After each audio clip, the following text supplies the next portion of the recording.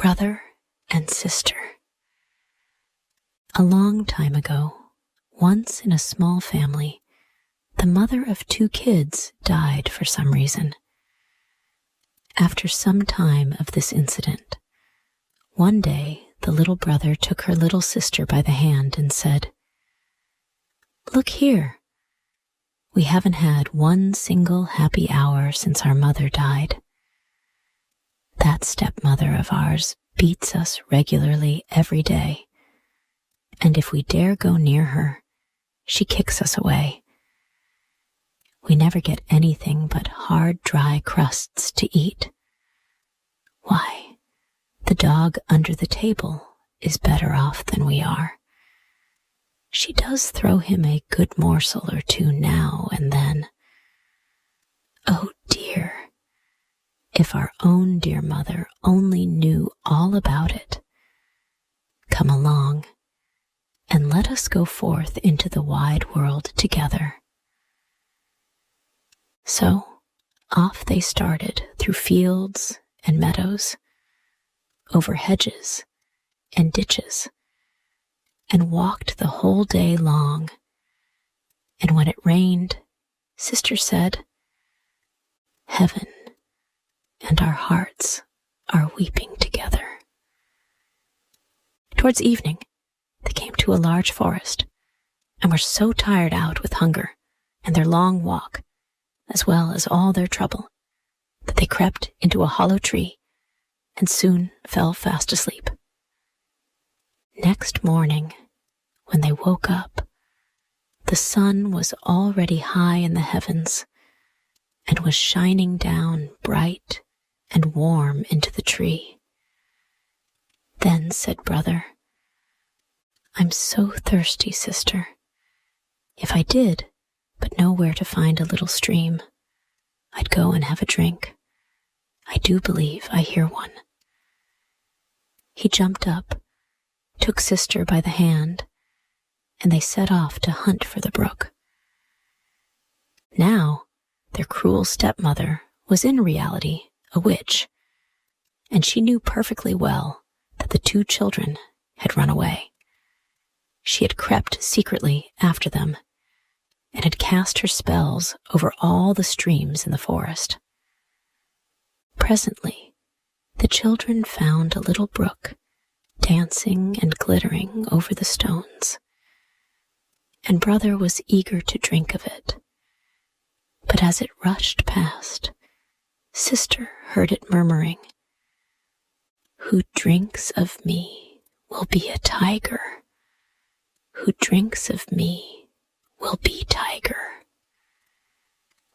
So she cried out, "Oh, dear brother, pray don't drink, or you'll be turned into a wild beast and tear me to pieces." Brother was dreadfully thirsty, but he did not drink. "Very well," said he. "I'll wait till we come to the next spring." When they came to the second brook, Sister heard it repeating too, "Who drinks of me will be a wolf. I who drinks of me will be a wolf." And she cried, "Oh, brother, pray don't drink here either, or you'll be turned into a wolf and eat me up." Again, Brother did not drink, but he said, "Well, I'll wait a little longer till we reach the next stream, but then, whatever you may say, I really must drink, for I can bear this thirst no longer."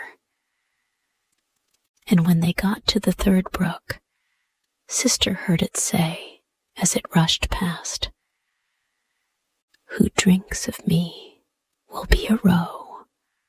Who drinks of me will be a roe." And she begged, "Ah, brother, don't drink yet, or you'll become a roe and run away from me."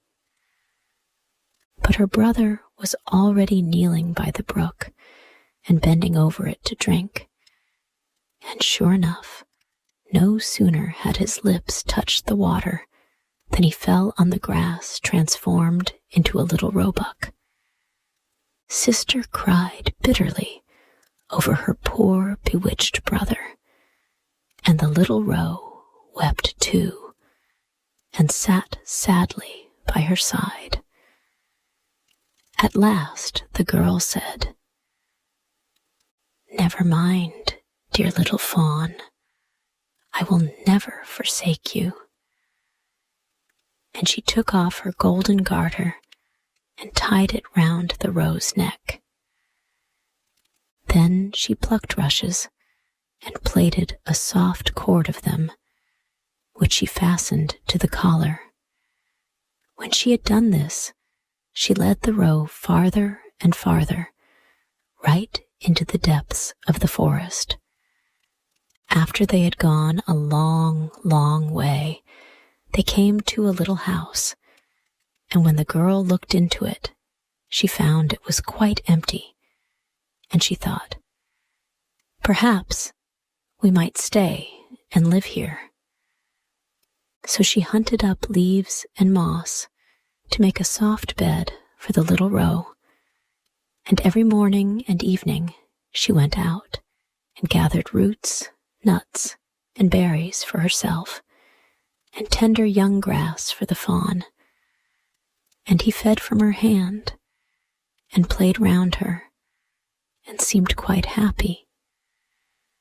In the evening, when Sister was tired, she said her prayers, and then laid her head on the fawn's back, and fell sound asleep with it as a pillow. And if brother had but kept his natural form, really, it would have been a most delightful kind of life. They had been living for some time in the forest in this way, when it came to pass that the king of that country had a great hunt through the woods. Then the whole forest rang with such a blowing of horns, baying of dogs, and joyful cries of huntsmen, that the little roe heard it and longed to join in too. "Ah," said he to Sister, "do let me go off to the hunt. I can't keep still any longer." And he begged and prayed till at last she consented. "But," said she, "mind you come back in the evening. I shall lock my door fast for fear of those wild huntsmen. So, to make sure of my knowing you, knock at the door and say, 'My sister dear, open. I'm here.' If you don't speak, I shan't open the door." So off sprang the little roe, and he felt quite well and happy in the free open air. The king and his huntsmen soon saw the beautiful creature and started in pursuit, but they could not come up with it, and whenever they thought they were sure to catch it, it bounded off to one side into the bushes and disappeared. When night came on, it ran home, and knocking at the door of the little house cried, "My sister dear, open, I'm here." The door opened, and he ran in and rested all night on his soft, mossy bed. Next morning, the hunt began again, and as soon as the little roe heard the horns and the ho, ho of the huntsman, he could not rest another moment, and said, "Sister, open the door. I must get out." So Sister opened the door and said, "Now mind, and get back by nightfall, and say your little rhyme." As soon as the king and his huntsmen saw the roe with the golden collar, they all rode off after it, but it was far too quick and nimble for them. This went on all day, but as evening came on, the huntsmen had gradually encircled the roe, and one of them wounded it slightly in the foot, so that it limped and ran off slowly. Then the huntsman stole after it as far as the little house and heard it call out, "My sister dear, open, I'm here." And he saw the door open and close immediately after the fawn had run in. The huntsman remembered all this carefully and went off straight to the king and told him all he had seen and heard. "Tomorrow we will hunt again," said the king. Poor sister was terribly frightened when she saw how her little fawn had been wounded. She washed off the blood, bound up the injured foot with herbs, and said, "Now, dear, go and lie down and rest, so that your wound may heal." The wound was really so slight that it was quite well the next day, and the little roe did not feel it at all. No sooner did it hear the sounds of hunting in the forest than it cried, "I can't stand this. I must be there too. I'll take care they won't catch me." Sister began to cry and said, "They are certain to kill you, and then I shall be left all alone in the forest and forsaken by everyone. I can't and won't let you out.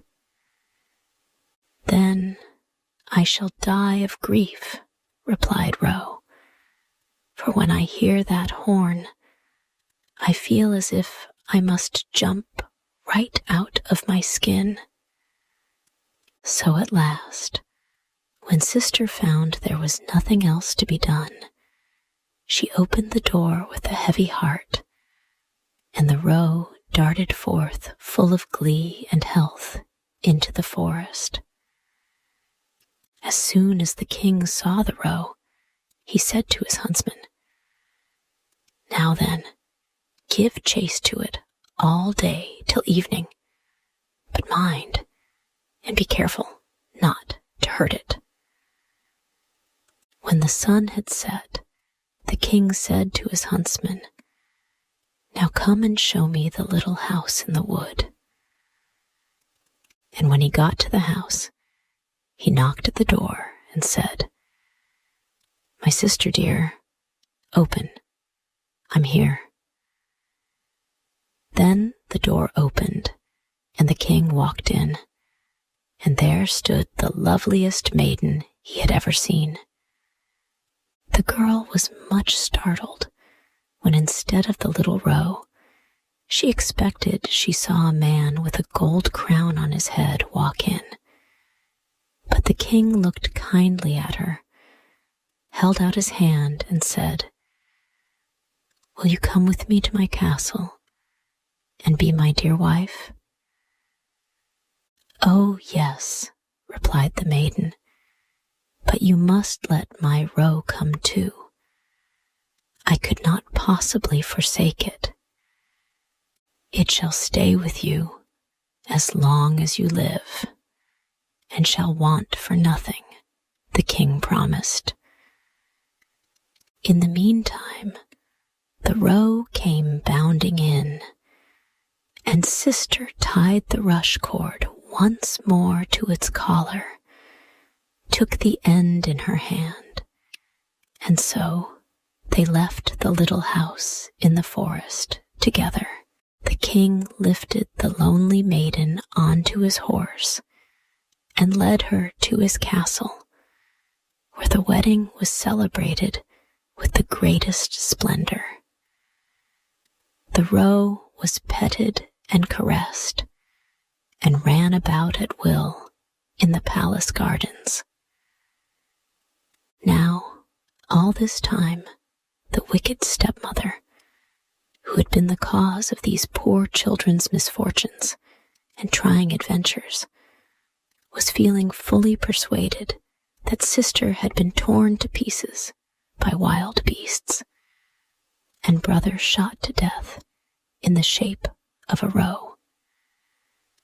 When she heard how happy and prosperous they were, her heart was filled with envy and hatred, and she could think of nothing but how to bring some fresh misfortune on them. Her own daughter, who was as hideous as night and had only one eye, reproached her by saying, "It is I who ought to have had this good luck and been queen." "Be quiet, will you?" said the old woman. "When the time comes, I shall be at hand." Now, after some time, it happened one day, when the king was out hunting, that the queen gave birth to a beautiful little boy.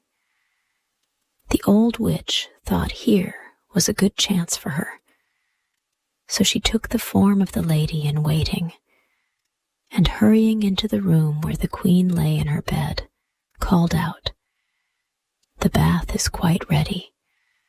It will help to make you strong again.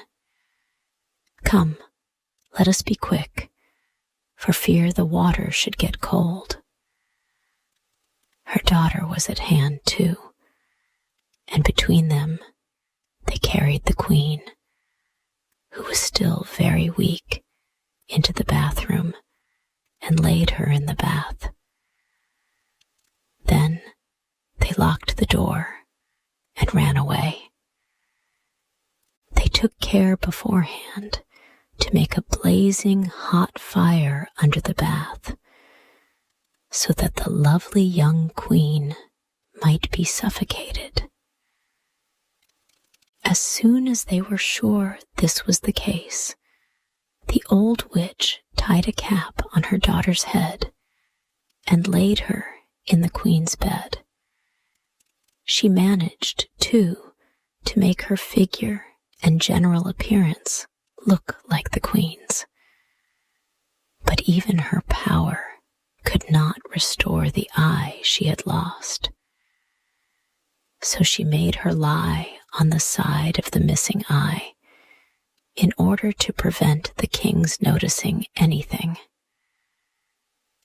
In the evening, when the king came home and heard the news of his son's birth, he was full of delight and insisted on going at once to his dear wife's bedside to see how she was getting on. But the old witch cried out, "Take care and keep the curtains drawn. Don't let the light get into the queen's eyes. She must be kept perfectly quiet." So the king went away and never knew that it was a false queen who lay in the bed.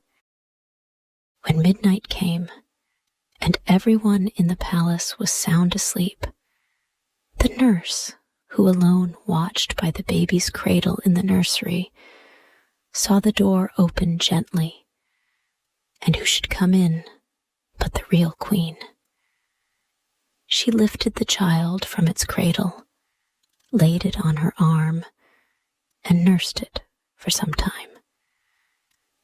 Then she carefully shook up the pillows of the little bed, laid the baby down, and tucked the coverlet in all round him. She did not forget the little roe either, but went to the corner where it lay and gently stroked its back. Then she silently left the room, and next morning, when the nurse asked the sentries if they had seen anyone go into the castle that night, they all said, "No, we saw no one at all." For many nights the queen came in the same way, but she never spoke a word, and the nurse was too frightened to say anything about her visits.